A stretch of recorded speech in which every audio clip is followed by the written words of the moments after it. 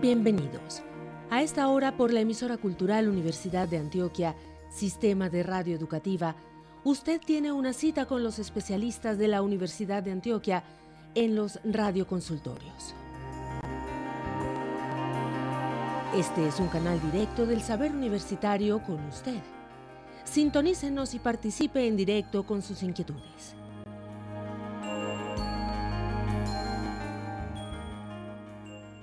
Estos son los radioconsultorios.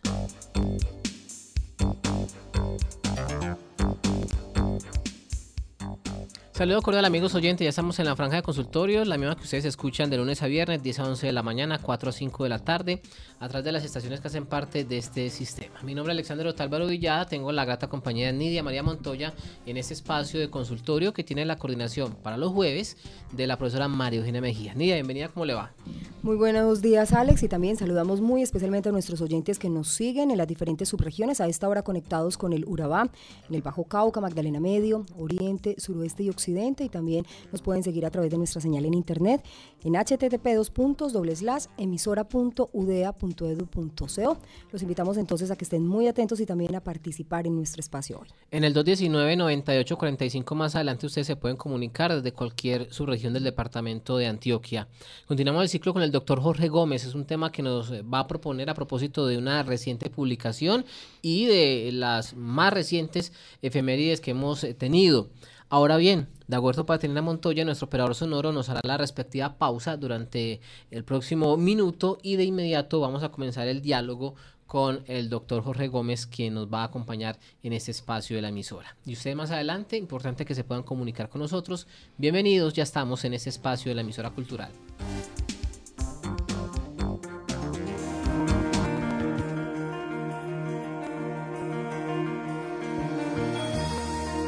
Participe. Usted está escuchando los radioconsultorios. Nuestro teléfono espera su llamada. 219-9845. Llámenos y consulte sus inquietudes en el 219-9845.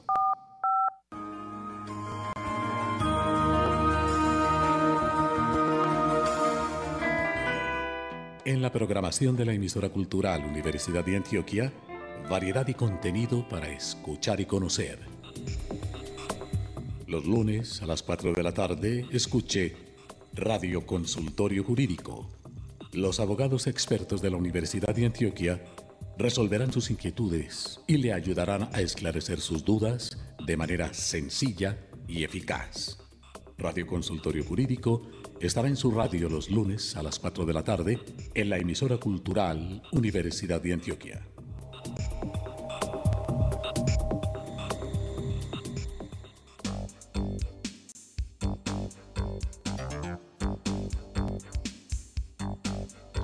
Me complace entonces darle la bienvenida y saludar al profesor Jorge Gómez Calle. Él es médico egresado de la Universidad Pontificia Bolivariana, una voz muy familiar para nuestros oyentes en esta franja de radioconsultorio de todos los jueves. Qué rico nuevamente entonces tenerlo. Bienvenido, buenos días. Muy buenos días y un cordial saludo, un abrazo a todos los oyentes. Y felices Pascuas, estamos en semana de Pascua además. Felices Pascuas, mujer. Y a propósito de la Pascua y lo que significa esto en el calendario litúrgico, pues vamos a hacer hoy, digámoslo así, una especie de analogía de lo que es la pasión y sobre todo la muerte de Cristo, las 7 palabras, centrándonos en ese momento a propósito de un escrito que el profesor Jorge realizara sobre Jesús en fase terminal. Lo que queremos decirles es que más o menos es como explicar cómo esa circunstancia particular que Jesús vivió, esas 7 palabras que se pronunció, cómo podemos hacer la analogía precisamente con los temas que hemos trabajado últimamente pues en esta franja del radioconsultorio, que es precisamente la muerte y el duelo.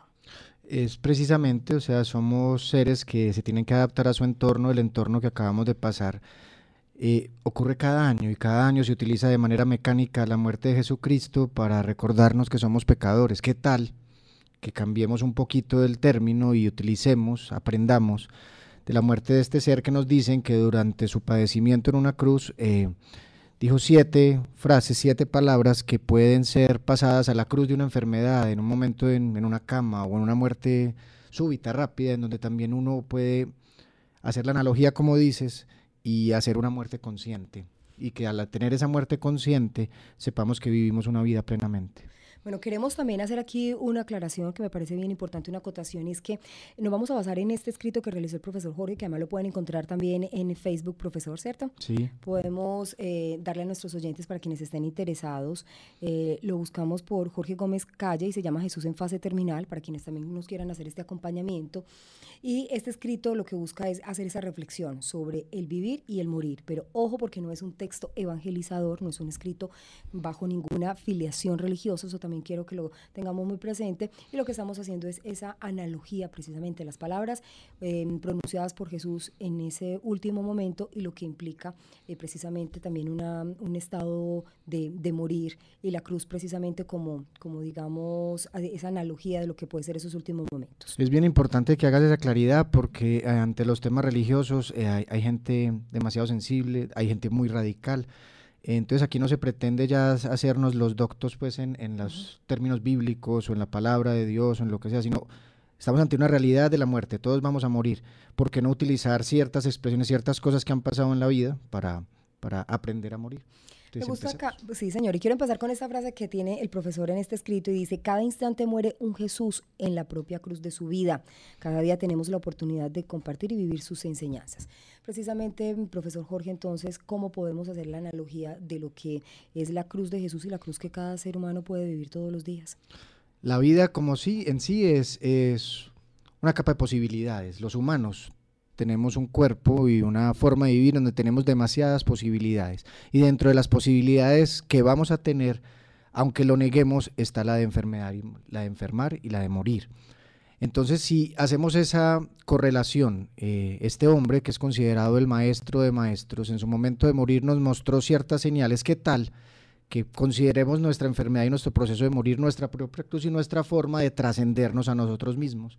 De esa manera, estas palabras, simples palabras, pueden llevarnos a decir qué debo hacer para en vida, no cuando esté muriendo, porque es que la idea no es solo decir cuando voy a morir voy a hacer esto, sino cómo voy a estar mientras tanto en vida, limpio, tranquilo, consciente, coherente con la vida. Entonces, podemos decir, profesor Jorge, entonces que Jesús, a través de este instante y en estas palabras, podemos encontrar esa clave para nosotros pues también vivir de forma más plena ese momento. Creo que sí, hay bastantes herramientas para vivir muy bien. Empezamos a analizarlas entonces. Perfecto.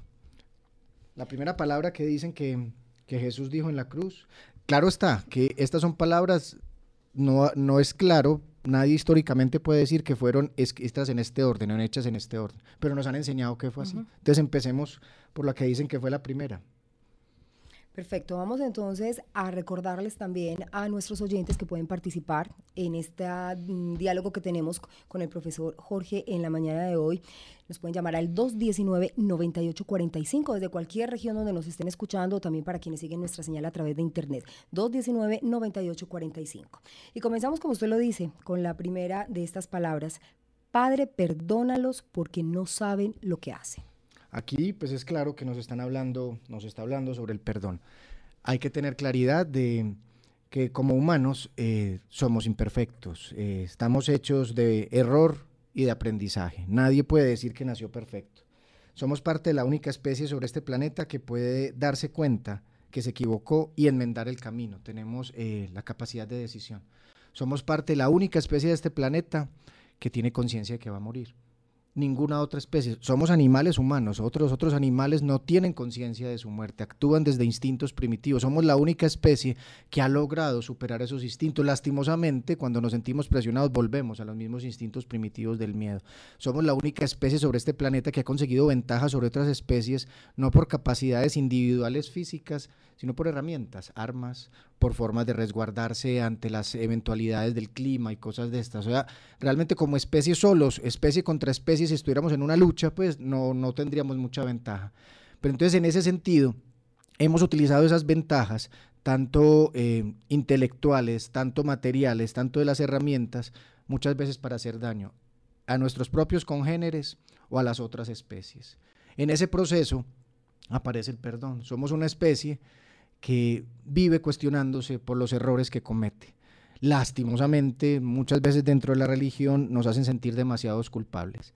Pero entonces esta palabra que nos enfoca, que hay un día en la vida en que tenemos que pedir perdón. ¿Pedir perdón por qué? Por haber herido, por haber despreciado, por haber maltratado, por haber mentido, por haber ofendido, por haber oscurecido la vida a alguien. En algún momento vamos a tener que pedir perdón por esas cosas. Entonces, si alguien nos está pidiendo perdón y está en ese momento de morir o en el momento de vivir y nos están dando ese poder, entre comillas, hay que tener la fuerza para no asumir ese poder desde una visión de que soy juez, donde te absuelvo, donde te culpo y en donde te doy la penitencia, donde te doy ya este es el castigo por lo que me hiciste, porque sería, si aquel que se equivocó desde el ego, se equivocó desde la soberbia, yo también puedo perdonar desde el ego y la soberbia y cometer incluso un error mucho más grande. Entonces, aquí que a mi forma de ver, repito y reitero, es una forma de ver personal, no es una evangelización ni mucho menos. A mi forma de ver que nos está enseñando el crucificado, nos está enseñando a que hay en estos momentos que buscar una esencia superior, una conciencia superior. Como desde la religión nos han dicho que llama el Padre, otros desde la nueva era dirán que será la luz, el universo. En esencia es una conciencia superior. O sea, es llegar un momento y frenar, salir de los pensamientos humanos, frenar, respirar, meditar e invocar esa fuerza. Por eso viene la primera parte de la palabra, Padre. O sea, está poniendo una intersección, está poniendo a alguien en el medio, alguien que sirva de intermediario entre ese error y lo que pasó. Como quien dice, antes de decir si te absuelvo o si te culpo, voy a frenar y voy a pensar y voy a pedir que haya una fuerza que es mucho más allá de la fuerza mental, que es la fuerza de la conciencia que esté con nosotros. Desde su orientación judía, Jesús de ese momento dice al Padre, al Señor. Nosotros podemos decir el nombre que queramos, pero la idea es, hay que buscar una fuerza superior, hay que salirse de los conceptos humanos, hay que buscar. La segunda parte, mire que él no dice te perdono, habla de te perdónale. O sea, está poniéndose por fuera, yo no te absuelvo ni te culpo, sino que encuentra en él su falta y ayuda a que él haga la conciencia. Entonces, la pregunta es, yo te debo perdonarte por haberme mentido, por haberme despreciado, por haberme herido, por haberme oscurecido la vida, o me doy cuenta que todo esto hace parte de estas herramientas humanas en donde lastimosamente nos hemos equivocado, en donde llevamos generación tras generación mintiendo. El hombre a la mujer al hombre, entre las religiones, entre los países, haciéndonos daño. Hay un daño ancestral. Eso es lo que, por ejemplo, los orientales hablarían del karma. No es que yo haya vivido una vida pasada, sino que todas las experiencias humanas, toda esa información genética ancestral está en mí. Entonces, realmente muchos de los daños que se hacen entre humano a humano, del humano a la especie, al mundo, es por ignorancia, no tanto porque queramos hacer daño. Entonces ahí viene la explicación de perdónale porque no sabe lo que hace. No es perdóname porque me está matando. No es perdónale porque me hirió el cuerpo. Perdónale por ser ignorante, por no haberse dado cuenta de su don personal. No haberse dado cuenta que como humano era la única especie de este planeta que tenía la posibilidad de salir de ese cuento del instinto y no lo hizo. Perdónale por ignorante. Ese tema del perdón de alguna manera no puede estar ligado como con el, digámoslo así, temor que pueden sentir los seres humanos a esa fuerza superior ante un juzgamiento o algo por el estilo. Tiene mucho que ver porque lastimosamente, y es un error a mi forma de nos educaron a esa fuerza superior con culpa, con miedo. Es que no haga porque Dios lo está viendo. O sea, Dios es un celador omnipotente, te está mirando, te está vigilando, te tiene una lista anotada. Jorge Gómez en primero de primaria hizo esto, anotó y todo eso te lo van a cobrar. No, no puede ser. No puede ser porque todo eso está dentro de nuestra mente culpabilizadora. Entonces la idea es como salir y en vez de tener esta idea de que para poder morir bien hay que pedir perdón, porque se está volviendo casi que una lista mágica, mujer, en donde, listo, entonces para poderme salvar le pido perdón a mi esposa, entonces se vuelve un perdón muy hipócrita, bastante hipócrita, porque no es un perdón basado en una conciencia que me equivoqué, sino basado en, vení, perdóname para que me pueda ir para el cielo. Entonces la idea es, ¿por qué esperar a estar muriendo para pedir perdón?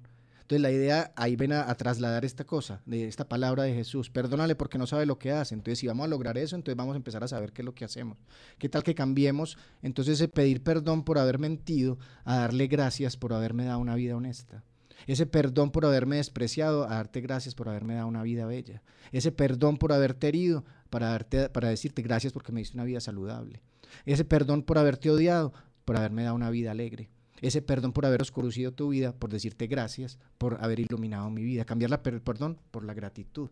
Pero eso se hace en vida, no se hace en el último momento. Porque si se hace en el último momento, lo estamos haciendo con miedo. No estoy diciendo que el que pida perdón al último momento siempre será un hipócrita, creo, ojo, porque es que hay personas que de todas maneras hacen un estado de conciencia muy grande. Pero tenemos que aprovechar esta facultad. Todos tenemos el don de la decisión. Todos tenemos el don de la respiración consciente. Entonces aprovechar esta enseñanza para decir, voy a vivir con un propósito muy grande, morir sin tener que pedir perdón. Reitero entonces esta palabra y es: Padre, perdónalos porque no saben lo que hacen. Y la reflexión que nos hace el profesor Jorge, que precisamente dice que no se incluye ahí, sino que está por fuera y que pide a ese ser supremo que perdone a los demás. Vamos entonces con la segunda palabra, también que hace parte de esta reflexión. En verdad te digo, hoy estarás conmigo en el paraíso. Aquí hay tres frases y tres palabras dentro de la palabra tres que quiero hacerle realce, ¿cierto? Habla sobre la verdad, habla sobre el hoy y habla sobre el paraíso. O sea, hay un principio grande desde el punto de vista, llámese espiritual, llámese ético, y es la verdad. O sea, la verdad es una sola. Está diciendo, te voy a decir una verdad, la única verdad, en el hoy, y en el paraíso estarás hoy. No hay necesidad de morir para ir al paraíso. Nos han dicho que viene una vida mejor de la vida, entonces eso sería una disculpa para suicidarse. Entonces, si esta es muy mala, entonces si viene otra vida me mato y me voy a esa vida mejor. Pues no, o sea, esta vida hace parte del paraíso. Entonces, cuando dicen verdad te digo, justo muriendo, ¿qué le está diciendo? Aquel que le habló, hay que mirar el entorno, ese otro crucificado que le habló sobre que se dio cuenta que había alguien con un don, con un poder personal de decisión. Y al darse cuenta, el otro crucificado, Jesucristo, le dice, hoy ya estás en el paraíso. ¿Por qué? Por tu conciencia. No es por haber pedido perdón, es porque te diste cuenta que realmente hay que estar en el día de hoy, viviendo en el aquí y en el ahora. Entonces no es pretender que entonces hacia el futuro voy a ser mejor, hay que ser mejor hoy. Que tengo una cosa por hacer, la hago hoy, la hago conscientemente, porque es que el paraíso se labra desde acá. Si estamos ante una vida en donde energéticamente todos estamos conectados, no podemos más renegar de esta que tenemos ahora, ser consciente que la fuerza que tenemos es para vivirla hoy, porque mientras sigamos esperando entonces una vida mejor, nos perdemos esta, que era la semilla para la que sigue. Entonces, es utilizar esas palabras con poder, el hoy, el ahora, el aquí y el ahora.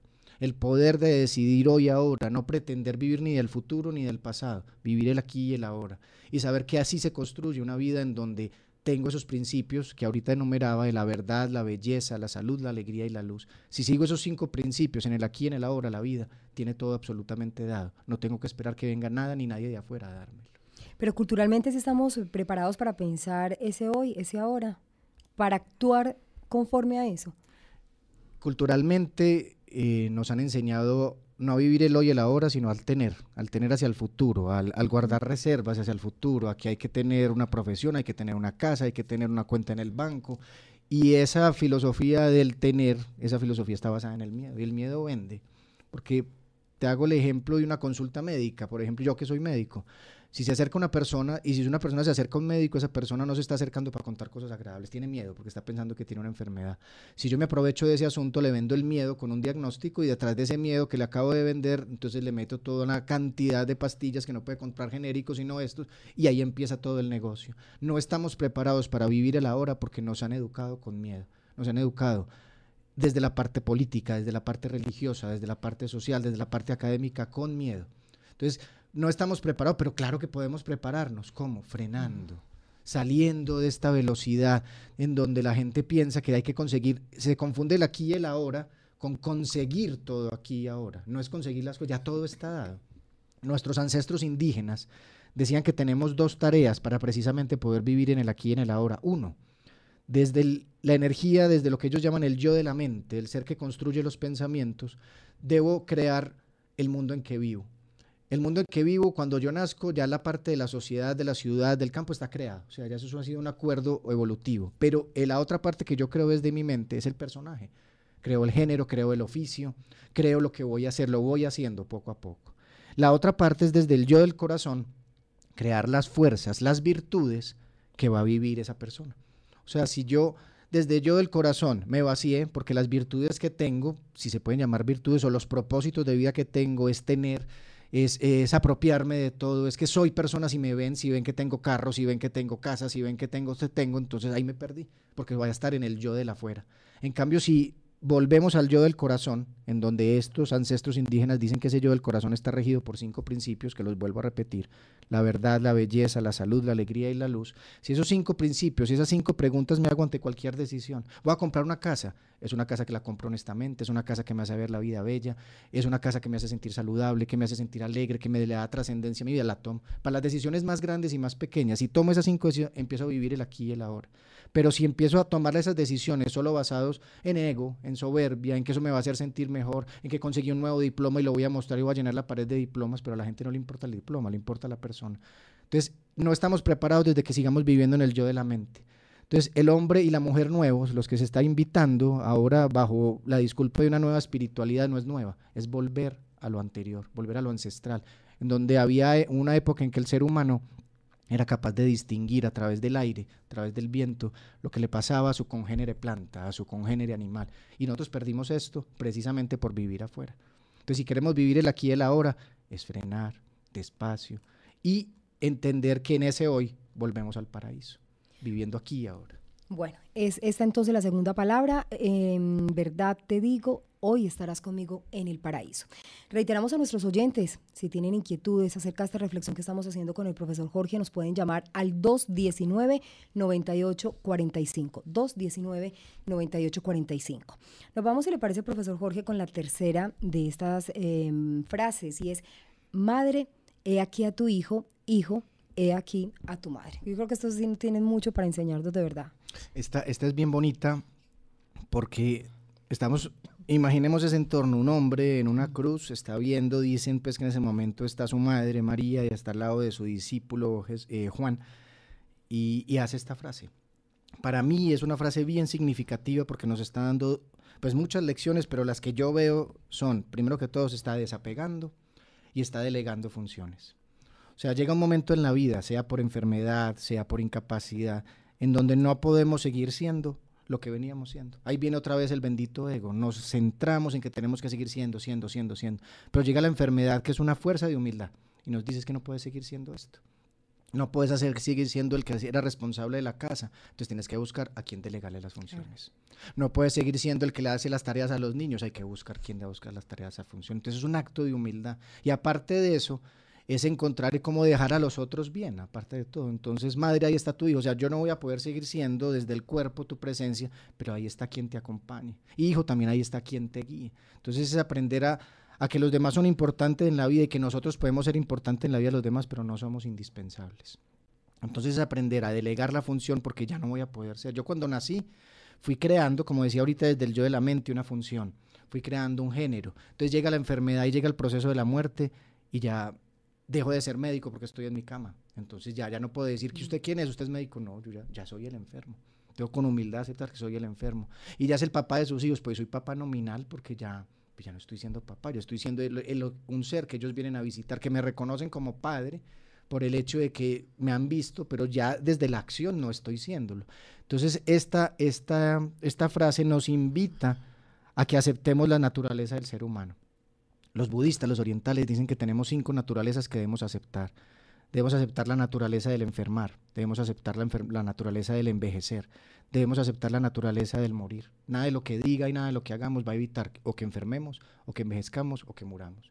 Debemos aceptar la naturaleza de que las cosas cambian, las personas y las cosas cambian. Entonces eso es aceptar que seremos separados. Ahí viene el desapego. O sea, yo por más que quiera a mi esposa, a mis hijos, a mi trabajo, algún día voy a estar separado de ellos. Entonces los vivo hoy, ahí se va empatando todo. Los vivo hoy en el aquí y en el ahora, porque si pretendo que son míos toda la vida, el día que me tenga que separar o porque alguno de ellos se va o yo me voy a sufrir inmensamente. Entonces ahí acepto la naturaleza del desapego. Y lo último es que acepto que el piso que sobre el cual estoy hoy es la naturaleza de los actos que cometí ayer. Ahí viene lo del karma. El karma no es de vidas pasadas, es la acción de mis actos, cómo va repercutiendo en mi vida. Entonces, si acepto eso, acepto que tengo que ir soltándome, que a estos seres que amo les digo que los amo tanto, que los dejo libres, y que el desapego básicamente tiene una palabra de poder: confianza. Confío en que vas a estar bien, aunque yo no esté. Mi ego me dice que te vas a poner mal porque no está. Incluso mucha gente pretende, es que no vas a ser capaz de vivir sin mí. No, sí somos capaces de vivir sin los demás. Es que se supone que somos 8.000 millones de personas vivas, pero hicieron un estudio y resulta que van 150.000 millones de personas muertas. Son más los muertos que los vivos. O sea, no seremos los primeros muertos. Hay que aprender a desapegarnos, porque nos guste o no, vamos a morir. Pero ¿qué tal si nos desapegamos con amor? No es decirle, qué duro, me voy a morir, no vas a poder vivir. No, confío en que vivimos una vida en donde, si la historia de la vida se basa en recuerdos, mi recuerdo va a ser un recuerdo agradable. Así que te amo tanto que te dejo libre de mí, de ti, de todo lo que eres. Doctor Gómez, ¿hasta qué punto este tema del desapego termina siendo, digámoslo así, como un impedimento o algo que nos ata a ese no morir bien? Lo digo porque muchas personas que cuando los pacientes están en esta fase terminal, les dicen, no, es que él no se ha podido ir porque todavía está esperando a alguien o tiene un pendiente. ¿Hasta qué punto esto realmente sí termina ejerciendo o impidiendo que se pueda ese bien morir? Mira, somos muy tendientes a buscarle explicaciones mágicas a todo. Entonces, cuando ocurren estas cosas que ocurren, que entonces están diciendo, es que no se está muriendo hasta que aparezca tal y aparece Sí. y justo se muere, entonces ya lo generalizamos. Pero yo también te puedo decir un número grandísimo de casos, pero son muchos más los que no ocurrió eso, que se estaba esperando. Por ejemplo, hay casos muy grandes y lastimosamente estamos ante un mundo en nuestro país tenemos muchos compatriotas presos en cárceles en otros países. La persona que está muriendo acá esperando que aparezca, yo no me voy a morir hasta que no vuelva aquí, no puede volver, no puede, porque legalmente no puede, se murió esperando. Entonces ahí donde quedó esto, pues que es que uno quiere las fuerzas hasta ver al otro. Entonces estamos llenos de muchas situaciones mágicas. Si a alguien le pasó eso, pues maravilloso, que diga gracias porque pasó esto, pero la muerte es un proceso en donde el cuerpo poco a poco va disminuyendo sus funciones. Mientras disminuyen esas funciones, ¿qué ocurre? El tiempo se vuelve muy distinto para el que va muriéndose y para el que va acompañando. Para que el que va muriéndose hace una pérdida total de la noción del tiempo. O sea, para esa persona no existe el lunes, no existe 3 de la tarde, esa persona se desconecta y es una maravilla que se desconecte del tiempo. Por eso incluso en esa desconexión del tiempo su mente se puede ir para el pasado y invocar a alguien que ya no ve. Y ahí es donde nos confundimos los que estamos afuera, porque nosotros sí estamos en una dimensión del tiempo y además en una dimensión con angustia, que es peor, porque estamos creyendo muchas veces que esta persona sufre. Entonces la idea es que el desapego no tiene que ver que me tengo que desapegar para que muras. Es que le tienes que decir que se vaya para que se muera, eso no es verdad. O sea, es que diciéndole o no diciéndole se va a morir. Le voy a decir que se puede ir es porque confío que voy a estar bien. Por eso una frase de poder ante la muerte de un ser querido, un ser querido muriendo, es decirle voy a estar bien. Porque es que esa persona no sufre tanto, porque como te digo, ya perdió la concepción del tiempo, sino que piensa mucho en qué será de mi vida sin ellos, o qué será de la vida, perdón, de ellos sin mí. Entonces ese decir, confíe que voy a estar bien, es una frase de poder que ayuda a que ese otro ser adquiera como ese empujoncito para poder irse. Pero no depende de que la palabra ya rompa una cadena, porque es que ese proceso de ir muriendo es individual. Ese proceso, cada historia es distinta. Entonces no le demos más fuerza a la que ya hay, o sea, porque creemos que ya tenemos que decir eso y se nos olvida mientras tanto abrazar, se nos olvida estar ahí, que es lo más importante. Bueno, nos vamos para otra de estas palabras que sin lugar a dudas yo creo que esta sí que se presta para muchas interpretaciones y es Dios mío, ¿por qué me has abandonado? Esta me parece a mí tan bonita porque todo el mundo, a mi forma de ver cuando yo he hablado con las personas, incluso ya murieron 2 familiares míos, uno jesuita y otro franciscano, y los 2 tenían un enfoque muy distinto sobre esto. Muchas personas creen y dicen que ahí lo que hizo Jesucristo fue dudar. Sobre su fuerza. Yo lo veo de otra manera, pero aquí, por ejemplo, en el escrito le expongo las dos. Una, si estaba dudando, nos está mostrando la parte más humana del más divino de los hombres que existió, se supone. Se supone que si es el Hijo de Dios y tuvo derecho de dudar, ¿cómo no vamos a tener derecho nosotros? Que no venimos, se supone, pues directamente ahí, aunque para mí todos somos iguales. Pero ahí nos está mostrando que ante la dificultad tenemos derecho a gritar, tenemos derecho a llorar, tenemos derecho a sentir, tenemos derecho de dudar, tenemos derecho muchas veces de madrear el destino, de madrear a Dios, tenemos derecho y es normal, es completamente normal. Ahí viene una cuestión muy peligrosa de la parte médica.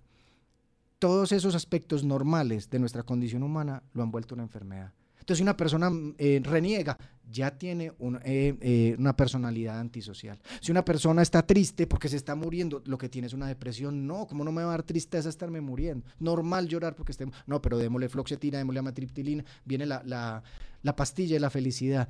Si yo no estoy de acuerdo con algo en que está pasando en mi vida, tengo derecho a decir no estoy de acuerdo, pero van a decir que esa persona ya tiene un trastorno difícil. O si una persona está en ese proceso de ir muriendo y de pronto le da alegría, va a decir que es bipolar porque no tendría por qué estarse riendo. No, es de una vez aceptar, y aquí nos está mostrando, y me parece a mí genial lo que hace aquí Jesucristo desde la paradoja, porque Él los enseña desde paradoja, es decir, si yo que soy el que tengo contacto directo dudo, ¿por qué no tenés derecho a dudar vos? Entonces es empezar, el primer mensaje, dude, porque es que la duda es un puente entre un río y otro, entre una orilla y otra. La duda te debe llevar a una respuesta, pero lo importante de esto es que las respuestas están adentro, no afuera.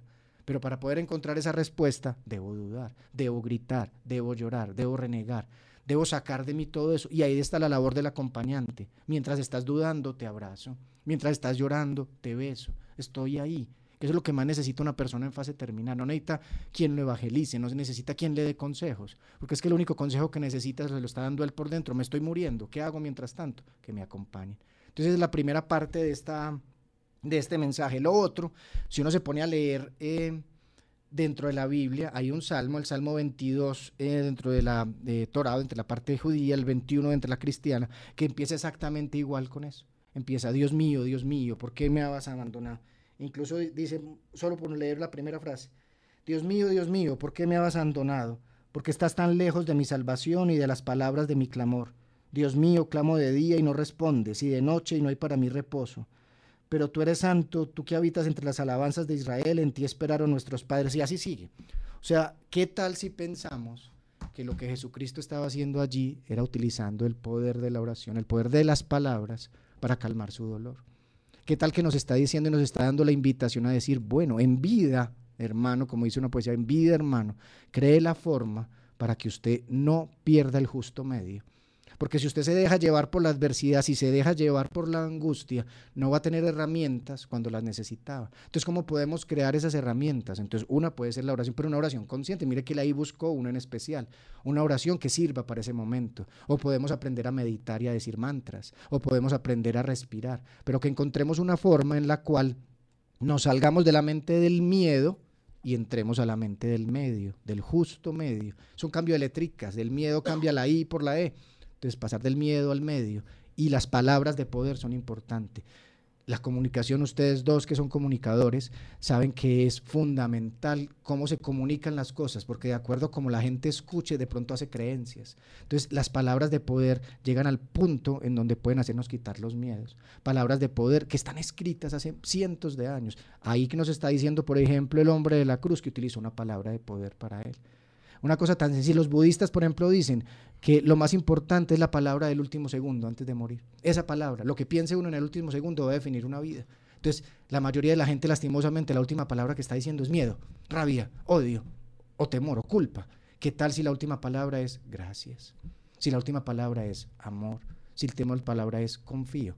Pero eso depende de cómo utilicemos esas palabras. Cuando hablamos de esta última que nos referenció Nidia, ¿se puede aplicar al tema de los diagnósticos y el desarrollo del proceso en el cual muchas personas, independiente de su fe, dicen, ¿por qué a mí? Sí, claro que sí, porque ahí viene la de la duda. Pero entonces ahí vendría, dentro de este mundo paradójico, viene la otra pregunta que a la gente a veces le suena rara cuando yo se las digo, por ejemplo, en mi consulta, ¿y por qué no? Pues, ¿y por qué no a usted? Si tiene... En estos días vino un señor a consulta muy bravo y se puso muy bravo y me decía, a ver pues muchachito, porque si no tienen edad, pues si todo el mundo es muchachito, a mí ¿por qué me dio cáncer de próstata? Me dijo. Pues la única respuesta que encontré yo en ese momento es decirle, porque usted tiene próstata. Esa es la única respuesta. O sea, porque si nos ponemos a ver, entonces fue porque un día mentí, entonces si fuera eso verdad, el hombre que está en la cárcel en este momento que violó como a 145 niños, según esa explicación debería tener cáncer en todo el cuerpo, debería tener SIDA, debería tener tuberculosis, pero hay que dejar de pensar que ser bueno me vacuna o me evita enfermedades. No nos vamos a enfermar algún día simplemente por el hecho de estar vivos. Es así de simple. Entonces, esa pregunta de por qué a mí está basada mucho en eso. O sea, si yo he sido bueno, si yo creo en Dios, ¿por qué me abandonó? Es que no es que te abandonó, es que hace parte de tus herramientas como humano, enfermarte y morirte. Entonces, si ya la sé, es que ahí viene el cuento de lo paradójico que somos los seres humanos. Si yo ya sé que me iba a enfermar y morir, ¿qué hago renegando? Porque no estoy viviendo bien mientras tanto. Es como cuando le digo, yo también le digo a la gente que es que el médico me dijo, fui a consulta y el médico me dijo que yo me iba a morir. Yo siempre le respondo, pues hable con su médico y dígale que le diga algo nuevo. O sea, ese señor no le dio ningún diagnóstico nuevo. O sea, todos nos vamos a morir. Entonces, si tenemos claro esta posibilidad y certeza de enfermar y morir, cuando nos llegue eso, en vez de desgastarnos preguntando, ¿por qué a mí? Hay que preguntarse, entonces, ¿qué hago mientras tanto? ¿Cómo hago para recuperar mi salud física? Y si no se puede, ¿cómo hago para mantener mi salud espiritual? Pero para eso primero hay que dudar. O sea, es que nos iluminamos y estuvimos oscuros. Nos alegramos y estuvimos tristes. Se nos quita el hambre si tuvimos hambre, si comimos. O sea, necesitamos el vacío para llegar a estar llenos. Entonces la idea es estar en un justo medio, ni estar demasiado iluminados, porque el que está demasiado iluminado no ve, porque está encandilado, ni demasiado oscuro, porque el que está demasiado oscuro no ve, porque está demasiado oscuro. Entonces hay que estar en el medio, en donde estoy entre penumbras y luces, y así puedo andar en el camino, puedo estar recorriendo el camino. La duda es buena, pero no quedarse en ella. Bueno, nos vamos con la sexta de estas palabras, de estas 7 palabras, y es una que nos evidencia esa fragilidad del ser humano que nos hacía alusión el profesor Jorge en respuestas anteriores, y es tengo sed. A mí, Nidia, de todas las palabras, la que más me confronta es esta, y es la más simple, tengo sed, porque entonces la gente dirá, no, pues está pidiendo agua. Si vemos el proceso que nos dicen que le pasó a Jesucristo, pues tuvo que haber tenido una deshidratación espantosa, o sea, perdió casi que toda su sangre. Según como dicen que estaba expulsando por una herida, como que un líquido, dicen que rosado, como que con burbujas, según eso, médicamente tenía un edema agudo de pulmón, o sea, estaba asfixiado, eso da mucha sed. Entonces, ¿qué está diciendo él con eso a mi forma de ver? O sea, venimos hablando de cosas que pueden sonar espirituales, que pueden ser emocionales, pero está diciendo una cosa básica, cuídame el cuerpo también mientras tanto. O sea, es que mi cuerpo tiene sed. Entonces, a veces, ¿qué nos pasa a los seres humanos cuando estamos acompañando a un ser en fase terminal o a un enfermo? Somos buscando un montón de explicaciones por allá, alejan, y se nos olvida cosas tan sencillas como qué es lo que quiere comer. Se nos olvida que lleva 2 horas en la misma posición, hay que cambiarlo porque si no se va a pelar.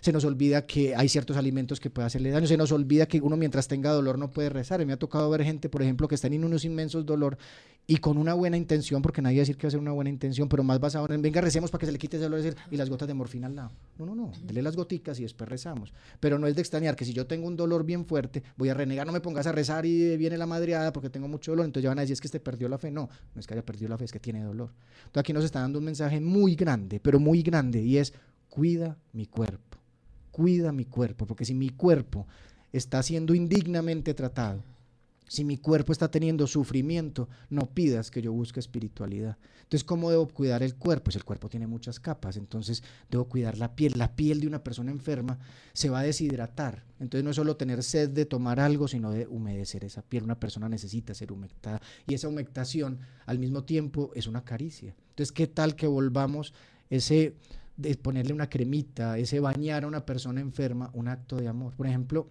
si usted al aplicarle una crema a alguien que está muy enferma, la aplica de la cabeza hacia abajo, eso relaja. Si lo aplica de los pies hacia arriba, eso pues como que levanta, excita y entonces lo puede poner nervioso. Entonces, ¿qué tal si lo hacemos todos los días? Una especie de aplicación hacia abajo, haciendo que la persona se sienta bien, que sea una persona que lo quiere, que mientras tanto, independiente que el cuerpo esté acabado, destruido como estaba el de Jesucristo, se le diga te quiero, te amo, aquí estoy, sin ponerle asco, sin ponerle nada. ¿Qué tal si nos damos cuenta que ese cuerpo tiene necesidades? Por eso en el escrito yo invito a que también lean una página que se llama La Alta Alegremia, en donde son unos amigos de Argentina, Julio Monsalvo y Sandra Payán, que han trabajado a través de 7 principios que empiezan por A. Llaman la alegremia porque dicen que así como en la sangre nos miden la glicemia, la tiroxemia, ¿qué tal que hubiera una forma de medir la alegría en la sangre? Entonces ponen 7 principios que todos empiezan por A, o 7 necesidades más bien, que son las necesidades del cuerpo. Las 5 primeras que te voy a enamorar, Nidia, son las necesidades del cuerpo. Las últimas 2 son las necesidades, por decir algo, del alma y adentro. Ahí estamos hablando otra vez del yo de la mente y el yo del corazón. El yo de la mente tiene 5 necesidades, el yo del corazón tiene 2, que son necesidades propias de cada ser humano. Las necesidades del cuerpo, como te decía, empiezan todas por A. La primera es el albergue, un techo. Te leo lo que está en el escrito. En ese techo no es solo un albergue pues para mi cuerpo, sino un albergue para mi alma, un lugar para vivir, un lugar para morir, un espacio para compartir, para despedirse. Habría que preguntarse si una unidad de cuidados intensivos, si un hospital con todo ese rigor, esas normas, es un buen albergue.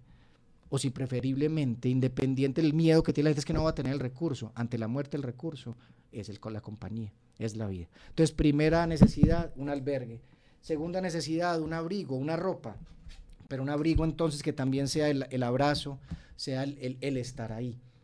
En la fase terminal, y eso es muy importante que la gente lo sepa, cuando yo estoy en esos momentos finales, semanas finales de vida, mi cuerpo fisiológicamente, nadie puede hacer nada contra eso, va a ser una cosa médicamente que se llama la redistribución del flujo sanguíneo.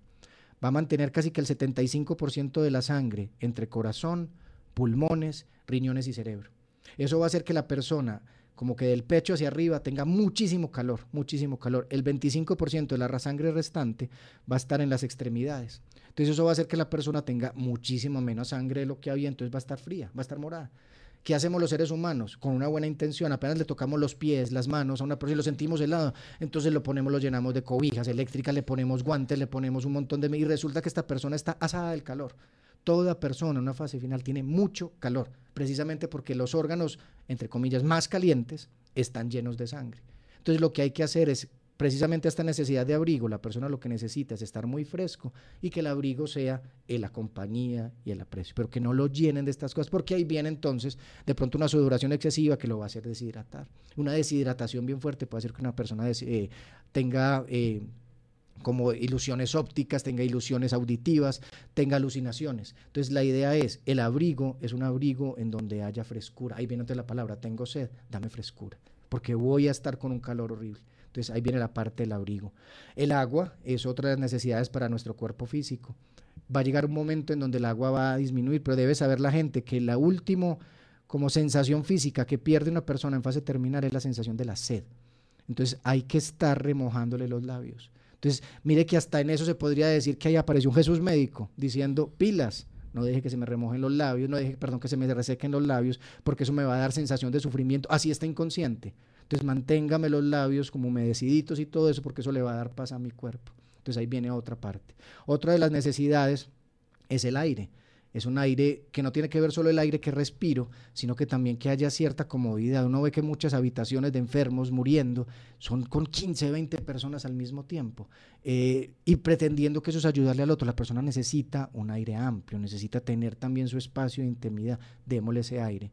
Y otra cosa es aprovechar que somos la única especie que es consciente que al respirar puede calmar sus emociones. Si nos damos cuenta que inhalando y exhalando lentamente superamos la rabia, que inhalando y exhalando lentamente superamos el dolor, entonces no dejaríamos entrar nuestro mundo en tanto miedo.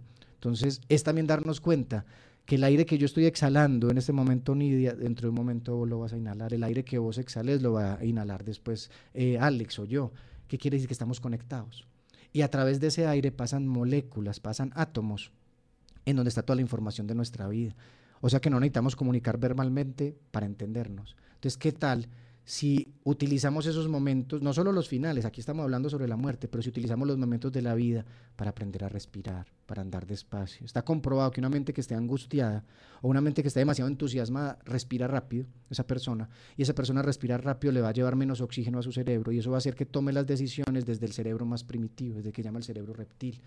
Si yo respiro despacio, logro entonces utilizar ese don personal en donde el 10% de mi cerebro, que es el cerebro hasta el momento considerado humano, es el cerebro que supera el miedo, va a poder actuar. Entonces la respiración, el aire, es fundamental. La otra para el cuerpo físico es el alimento. Ahí aquí hay que hacerse una pregunta muy grande. Cuando uno tiene un familiar en ese ir muriéndose, cuando uno es médico y va a acompañar, una de las palabras, uno de los miedos más grandes, se está muriendo de hambre, se está muriendo de hambre, y a la gente se le olvida que esta persona nunca tuvo un proceso de que un momento a otro dejó de comer, sino poco a poco fue dejando. Todo enfermo en fase terminal es vegetariano. Es una pregunta que hay que hacerse, ¿por qué al final de la vida dejamos toda la carne? ¿Habrá algún mensaje detrás de eso? Yo lo digo ahí con cierta doble cosa porque yo soy vegetariano, entonces, pero no estoy invitando a que la gente sea vegetariana, pero sí hay algo ahí grande. Toda persona en una fase final, especialmente las personas que tienen un diagnóstico de cáncer, le cogen repugnancia a la carne. Hay algo que pasa ahí, hay algo en donde uno no quiere recibir más información, ya sea de miedo, de químicos, de un montón de cosas. Pero independiente de esto de la carne o no, hay que preguntarse de una manera lógica, es que hay que pensarlo lógicamente. Si yo no me estoy moviendo, si yo no estoy haciendo gastos energéticos, si yo cada vez estoy respirando más pesado, si cada vez estoy teniendo dificultad en tragar, no estoy necesitando fisiológicamente tanta alimentación. Pero entonces ahí aparecemos los médicos, nutricionistas, aparecen tanta gente haciendo medidas según la altura, según el peso, que micronutrientes, macronutrientes, manteniendo qué vida. Si el cuerpo llega a un momento, queramos o no, como te decía ahorita, que tenemos la naturaleza del morir, que va a ser una cosa que se llama el catabolismo. Existe el metabolismo, que es la correcta distribución de vitaminas y proteínas. Llega un momento que aunque no lo queramos, va a existir el catabolismo, y es que toda la vitamina y proteína se pierde. Todo se consume inmediatamente. Entonces esta persona tiene un estado de cansancio inmenso. Entonces si yo le pongo más proteínas y minerales a esta persona, lo que voy a hacer es cansarlo más. Entonces es un acto también de humildad decir, ¿cómo lo alimento? lo que quiera comer a la hora que quiera. Es saber que si se le dio a las 3 de la mañana por pedir una aguapanela, se la doy, y si se tomó 2 sorbitos, con eso hay. Que se vuelva como la vida casi como si fuera un hotel 5 estrellas. Que querés a la hora que querés, pero no obligar, no pensar que va a morir de hambre. Las personas no mueren de hambre. Llega un momento en que se desconectan. Esas son las 5 necesidades del cuerpo: agua, aire, alimento, abrigo y albergue. Quedan las 2 del espíritu, y esas 2 no dependen de nadie de afuera. El amor. Amor en el mundo hay, y mucho, y especialmente en un momento de fase final. Uno ve que la gente acompaña y todo eso. Pero hay una que falta, y falta mucho, Alex y Nidia, y es la alegría.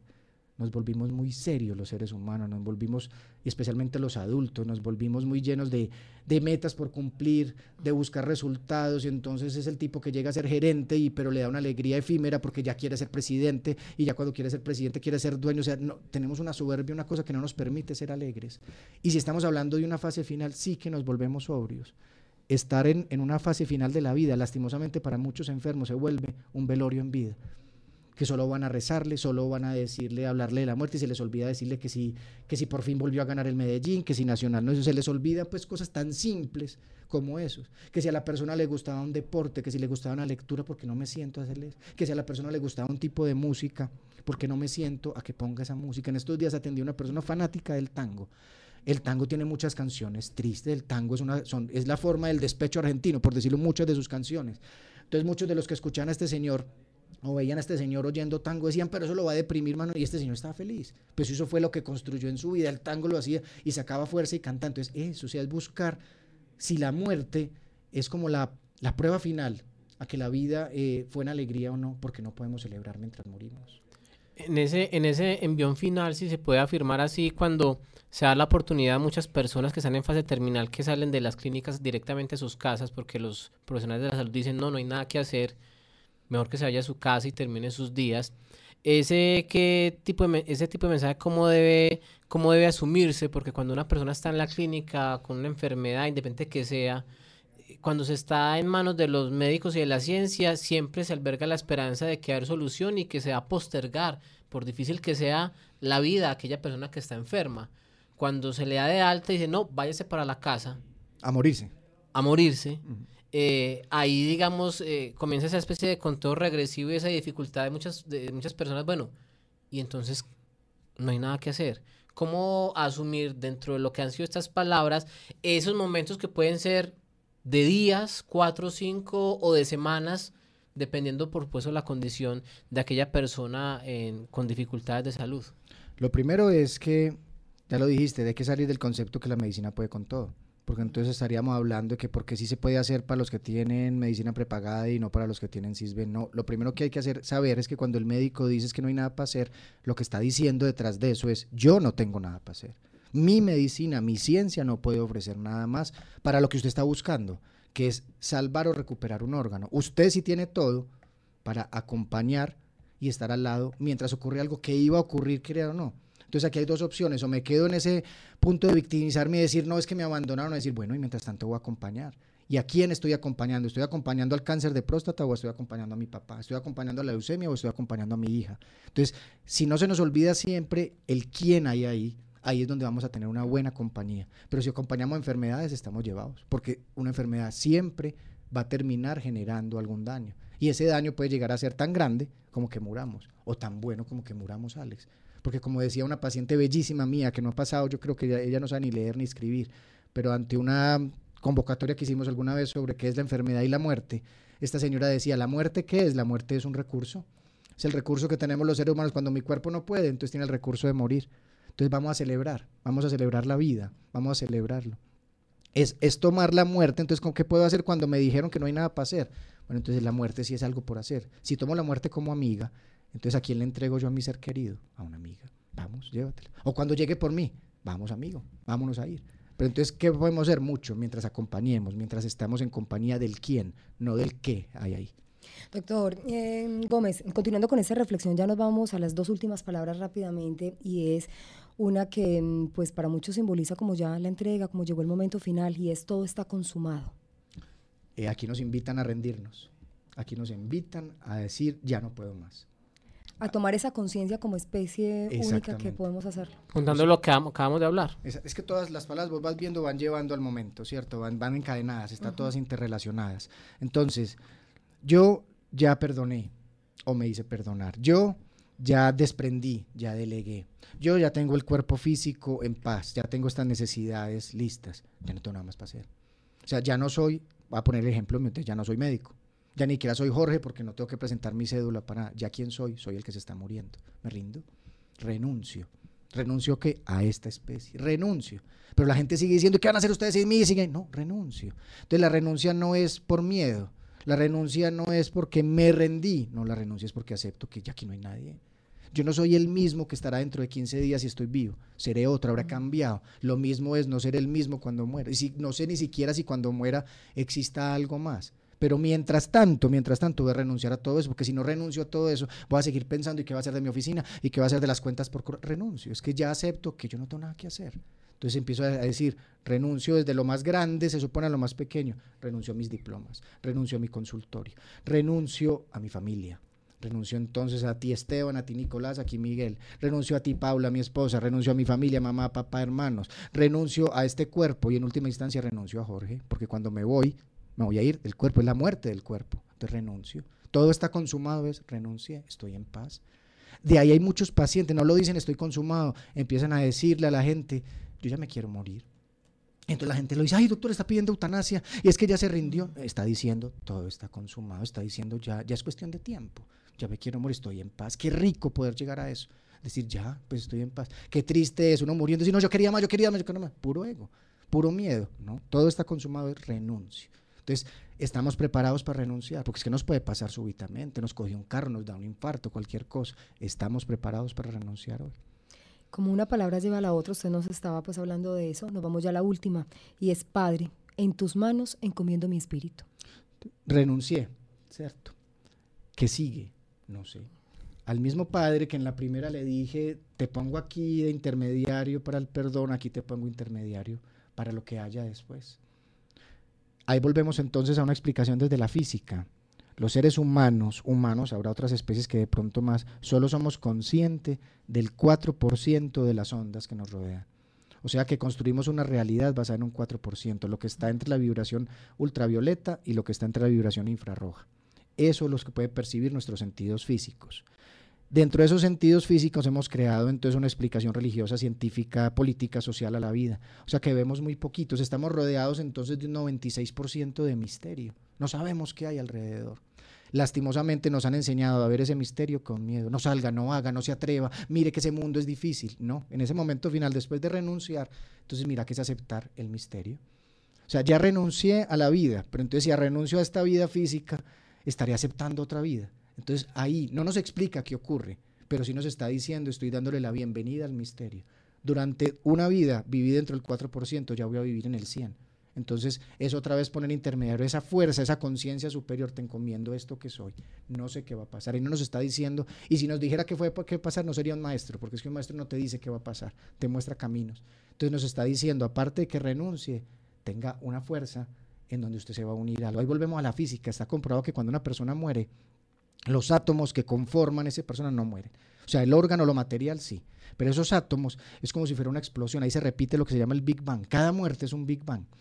Cada átomo de esa persona, 50 millones de átomos, ¡pum!, explotan en el universo. Unos se van para los que están al lado, otros se van para el sol, otros se van para una flor, uno se va para un girasol. Eso es tamaña responsabilidad nidia, porque quiere decir que uno, la historia de vida que escribió, se la va a dar al universo. O sea que si yo fui un mentiroso, un asesino, le estoy regalando energía de asesino, de mentiroso al universo. Es lo que los mayas llamaban el mitote, la energía psíquica de lo que dejan los muertos. En cambio, si yo tengo una vida coherente, voy a regalar en esa explosión al universo entero una vida de amor. O sea que la muerte puede ser la salvación de la humanidad. ¿En qué sentido? Si yo muero de una vida en paz, le voy a dar mínimo 50 millones de átomos de paz al universo entero. Entonces, es tomar ese Padre, en tus manos encomiendo mi espíritu, mira, te entrego esto que hice, no sé qué pase, pero va a pasar algo. Es confiar, entre comillas, en que puede existir algo más. Yo no sé si desde el yo estoy, a mi forma de ver, cuando yo me muera, yo me acabo, Jorge Gómez acaba, lo que exista después, no seré yo, pero que por lo menos tengo la responsabilidad de dejar un buen recuerdo, una buena huella. Bueno, quiero ya para finalizar, pues también compartir con nuestros oyentes las reflexiones finales de este texto que nos entrega hoy el profesor Jorge Gómez Calle, que ustedes pueden encontrar a través de Facebook en Enfermedad y Muerte y que se titula Jesús Terminal.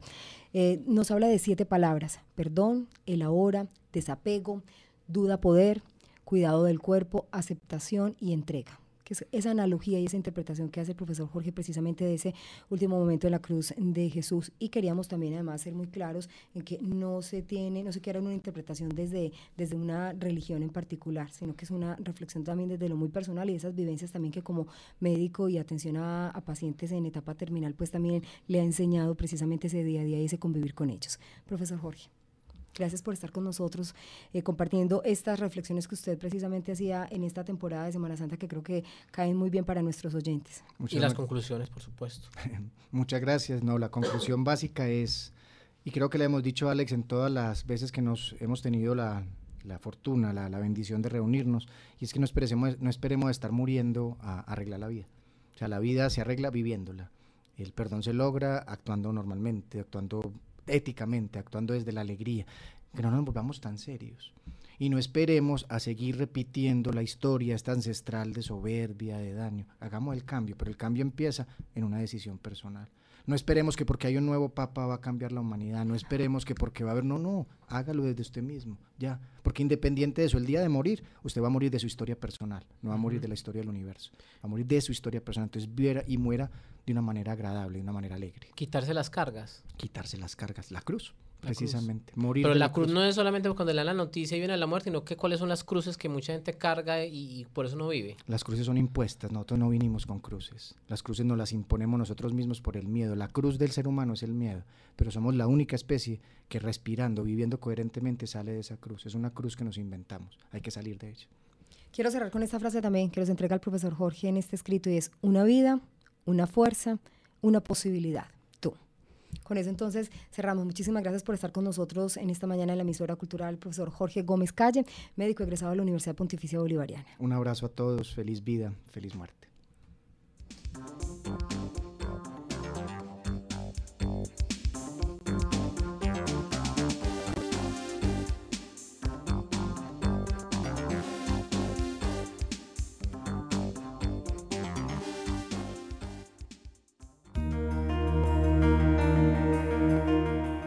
Hasta este momento, los especialistas de la Universidad de Antioquia nos han acompañado en los radioconsultorios.